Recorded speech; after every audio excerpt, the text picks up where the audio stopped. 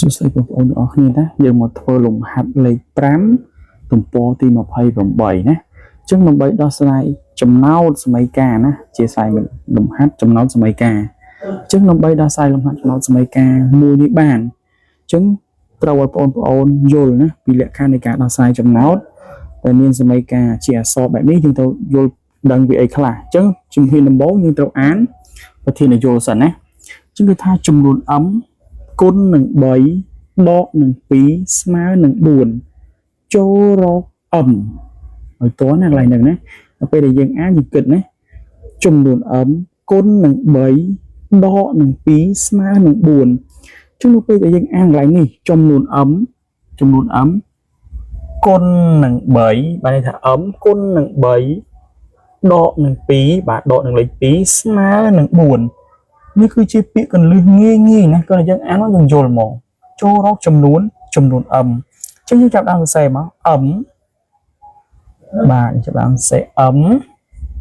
គុណនឹង3មកគុណដល់សញ្ញាគុណចេះមកបាទគុណនឹង3ដកនឹង2បាទដកលេខ2បាទដកលេខ2ស្មើនឹងលេខ4ចឹង m បាទគុណនឹង3ដាក់នៅដកដែរហើយលេខ4យើងដាក់នៅដកដែរណាតមកទៀតដក2បោះឆ្លងសញ្ញាស្មើគឺបូក2ណាជាងយើងទូទាត់មកឃើញ6ជាងយើងបាន m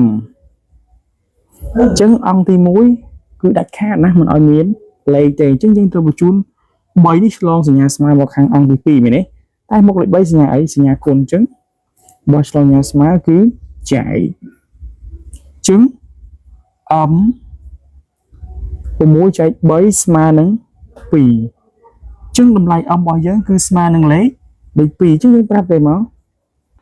ដូចនេះបាទយើងសេមកដូចនេះបាទដូចនេះ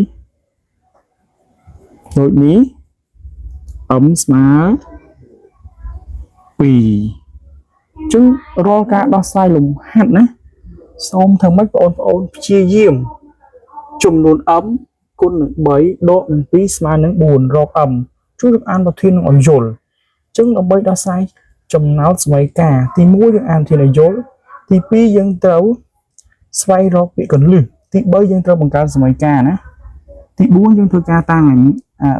អាញាត់សមីការនេះប៉ុន្តែដោយសារតែលំហាត់នេះគេប្រាប់ឲ្យយើងតាំងអក្សរ m ហើយណាទី5យើងចាប់ដើមដោះស្រាយសមីការហើយចុងក្រោយយើងធ្វើការទាញផ្ទាត់បាទអញ្ចឹងលំហាត់មានតែប៉ុណ្្នឹងទេគឺចម្លើយរបស់យើងគឺ m ឃើញ2បាទសូមអរគុណ